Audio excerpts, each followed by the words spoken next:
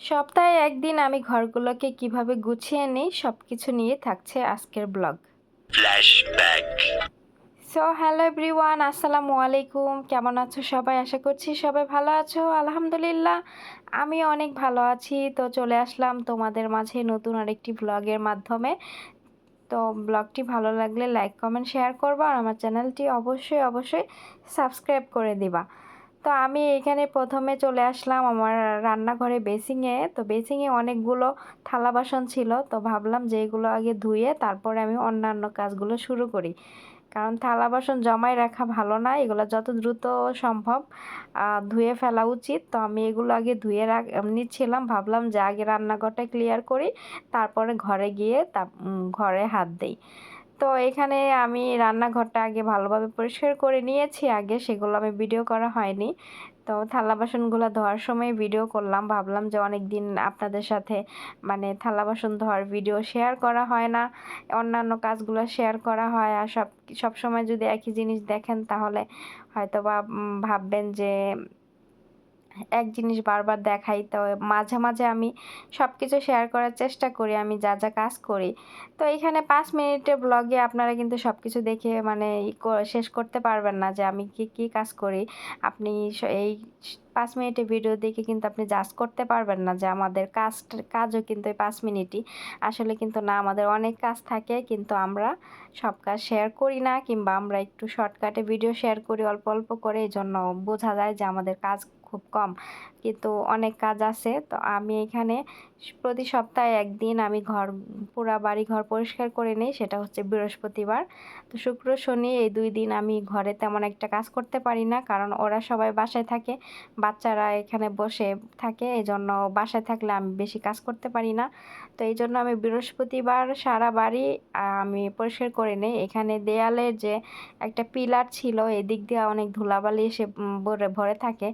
আর আমার বাসায় সবসময় জানালা দরজা খুলে রাখা হয় একবারে সকাল থেকে দুপুর পর্যন্ত, তো এই জন্য ধুলাবালি বেশি আসে। তো আমি এদিক দিয়ে পরিষ্কার করে নিতেছিলাম, তো অনেক ধুলাবালি ছিল। এবার আমি দরজাগুলো ভালোভাবে পরিষ্কার করে নিব। দরজার এই যে চিপা চুপা দিয়ে এদিক দিয়ে অনেক ধুলাবালি থাকে, তো এগুলো আমি ভালো করে পরিষ্কার করে নিতেছি। প্রত্যেকটা দরজা আমি এভাবে পরিষ্কার করে নেই।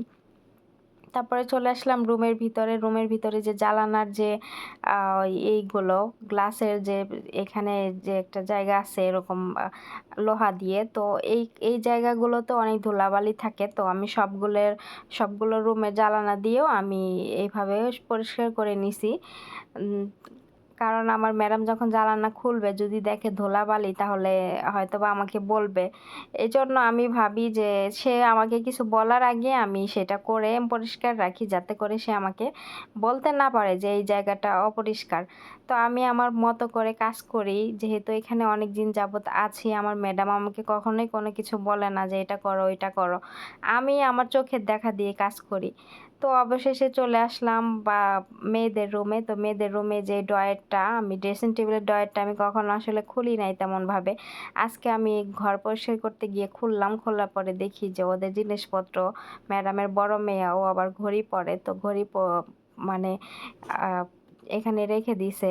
অবশ্য ও প্রতিদিন ঘড়ি স্কুলে পরে যায় না, কারণ এই ঘড়িগুলো ব্যাটারি মনে হয় নষ্ট হয়ে গেছে, এই জন্য ব্যাটারি চলে না, এই জন্য ও পরে না, ওইভাবে ড্রয়ার রেখে দিছে। তারপরে দরজার পিছনে যে হিজাবগুলো, এগুলো সব ম্যাডামের মেঝো মেয়ে, ও বড় হয়ে গেছে, ক্লাস 5-এ পড়ে, ও বাহিরে গেলে এখন হিজাব পরে। তো এই জন্য ওর এই সব হিজাবগুলো আমি সব দরজাগুলো পরিষ্কার করে নিতেছিলাম। আর এখানে আমি চলে আসলাম ম্যাডামের রুমে। তো ম্যাডামের রুমে যে আলমারি আছে, আলমারির ভিতরে এই ম্যাডামের জিনিসপত্র হাবিজাবি কি রাখছে না রাখছে এটা হ্যাঁ ভালো জানে। যাই হোক, আমি এগুলা একটু ভিডিও নিলাম। আর ওই পাশের যে কাবাট আছে, ওরা আলমারি বলে আমাদের বাংলাদেশে, আর ওরা বলে কাবাট। তো এই কাবাটের ভিতরে হচ্ছে আমার ম্যাডামের হাজবেন্ডের পারফিউম, উনি এগুলো ব্যবহার করে, সব এগুলো ছেলেদের পারফিউম। আর ওই পাশে প্রথম আলমারিটা, ওইটা হচ্ছে আমার ম্যাডামের সব জিনিসপত্র ওখানে, আর এটা ওনার হাজবেন্ডের। তো এখানে কাপড় চোপড় সব ওনার হাজবেন্ডের, এই থাকটা ওনার হাজবেন্ডের। আর ওই পাশে থাক ম্যাডামের বেশি জায়গা, কারণ ম্যাডামের জিনিসপত্র বেশি, আর ছেলে মানুষের তো এত জায়গা লাগে না। তো এটা হচ্ছে বুকুর, প্রতি শুক্রবারে বুকুর জ্বালাই। তো এইগুলো আমি আবার একটু শেয়ার করতেছিলাম। তারপরে এই তো আমার কাজ কাম প্রায় শেষ। আমি আবার এই যে আলমারির উপরে ম্যাডাম অনেকগুলো গিফট বক্স কিনে রাখছে, এগুলো জানি না কবে কাকে যেন দিবে। তো এগুলো কিনে কিনে প্যাকেট করে আলমারির উপরে রেখে দিছে। তো আমি আবার একটু দেখলাম। তো আজকের ভিডিও এ পর্যন্তই। আল্লাহ হাফেজ।